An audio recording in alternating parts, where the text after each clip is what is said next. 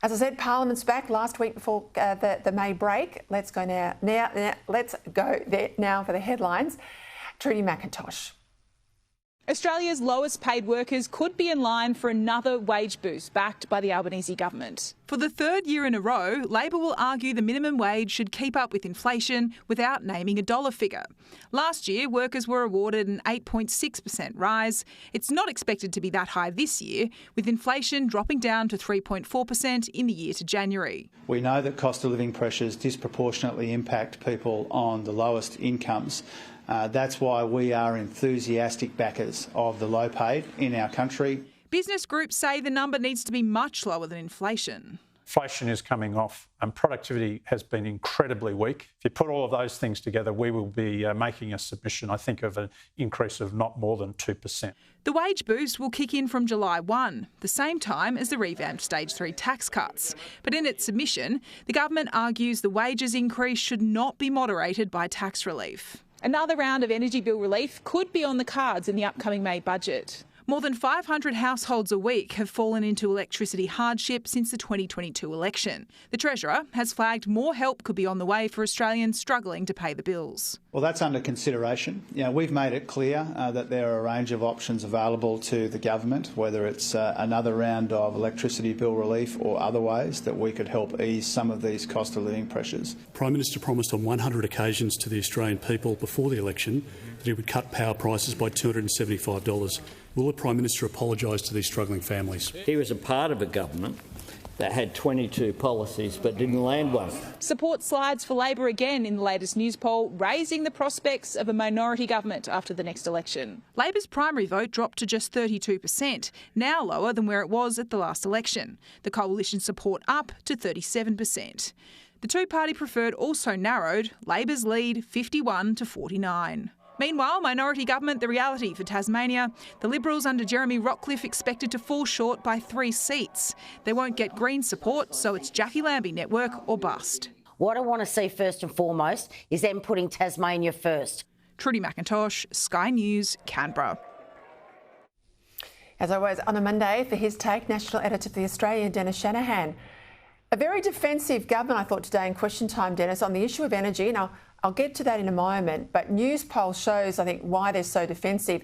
That slide to a 32% primary, the lowest primary, even lower than the last election, certainly the worst result for the government since the Voice referendum and all the backlash we saw last November. I think you said this at the time, I certainly did. Things like that broken promise on tax, they don't always show up straight away in polling, but when you add in this whole continuing mess around the foreign detainees and there's anger in the community now, palpable anger about record high migration. These are areas where Labor already has an Achilles heel with voters. Throw in cost of living. We saw stuff the other day about an increase in broadly power prices. None of that's abating. This is why I think they're hurting, isn't it?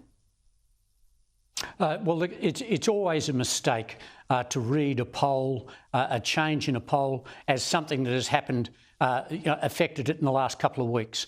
Polls have a very slow effect, and we had, before this poll, a bit of an improvement for Labor, and you would hope so, or certainly Labor would hope so, after tax cuts of $104 billion directed to lower and middle income earners. So this was, supposed to be helping Labor, but what we've seen is that there's a little bit of a rise and now a little bit of a dip, and we're actually looking at the suggestion we're going back into a decline, or at least another levelling off at a very low level for Labor. So there is no doubt that this will be bad news for Labor. They are keeping at a level which it will not get them to be re-elected in their own right. I made the point today in The Australian that no government, no first-term government since World War II, and that includes Robert Menzies, Bob Hawke and John Howard, has actually improved the number of seats it had at its first election. They all have gone backwards, and they all had bigger margins than Anthony Albanese. Unless he can buck the trend of history and perform much better than John Howard, Bob Hawke and Robert Menzies, he is headed for minority government at least. That is staggering. That is staggering. It's interesting today, you know, I mentioned they were very defensive on the issue of energy. So the coalition's got nuclear on the table. It says it's going to announce potential sites. It's certainly not a small target strategy if they go down that path. Yet today the government spent almost all of their airtime trying to rubbish and talk down the coalition's push for cheaper power. Have a listen. The poster child for large nuclear reactors is Hinkley C in the United Kingdom, which has just come in at $86 billion Australian. $86 billion. That's their genius policy to put downward pressure on prices. $86 billion a pop for one reactor, and they want 6. Let's bring on the debate. So I think it's telling, Dennis, when the government's acting like the opposition, they're not talking up their own policy. It's never again mentioning that $275 promised cut to power bills. All it's doing, and he's a bad salesman as it is, but all he is doing, Chris Bowen there, is hyperventilating about his opponents. Well, again, it's a difficulty for governments when they are talking about opposition policy. Even if they are attacking opposition policy, it means that they're not talking about their own positive policies. They're being negative and they're highlighting what the opposition policy is. And a couple of little points there from Question Time today. At one stage, Richard Marles nominated where Australia is going to build a nuclear reactor in Derby in England to power the submarine.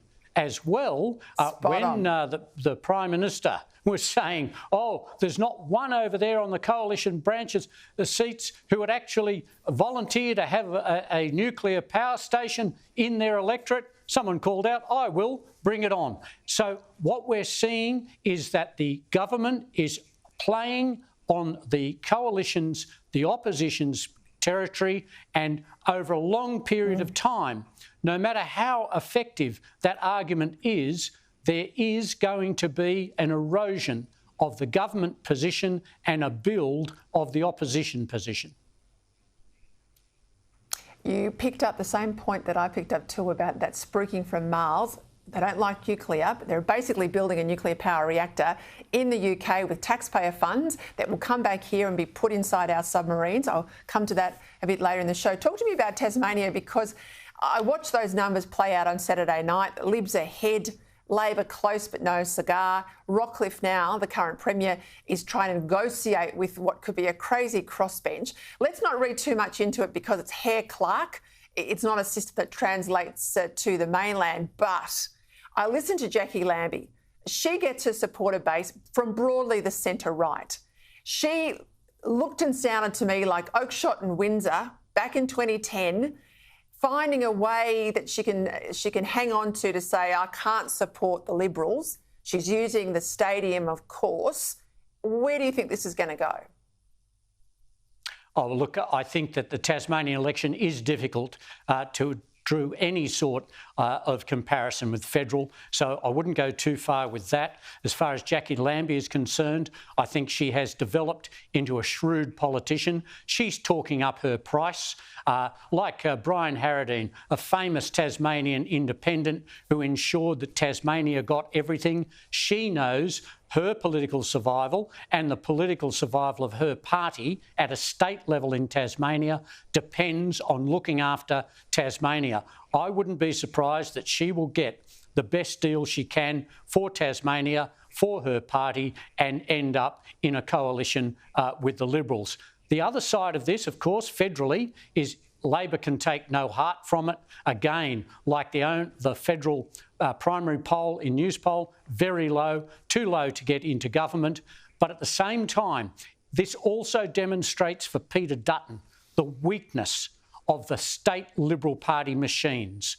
Western Australia, Victoria, Tasmania, these are areas where the state Liberals are not performing well. They lost a by-election in South Australia on the weekend, and this is a weakness for Peter Dutton federally. Yes, there are problems there for Labor federally, but I think that Tasmania is a demonstration of a warning to both sides.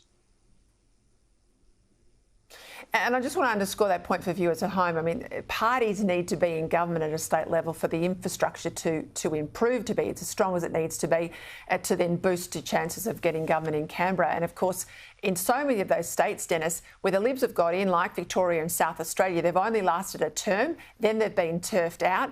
But Labor's been, in the case of Victoria, in for 4 or 5 terms. In the case of South Australia, I think it was 17 years before Stephen Marshall got elected and was out within a term. So this makes a real difference to Peter Dutton. Talk to me about the minimum wage. The Albanese government's putting in a submission to the Fair Work Commission. Fair enough. That's the right of government, I guess. But I feel for the employers, particularly small business at the moment. Fair Work awarded nearly a 9% increase not so long ago on minimum wage, and nearly 6% to people on awards. The first one's those on the minimum wage, second's on the awards. But, I mean, these are big increases already in the system, and we know that so many small to medium-sized businesses, particularly in construction and housing, we desperately need them to survive. Well, they're not surviving, they're going into liquidation.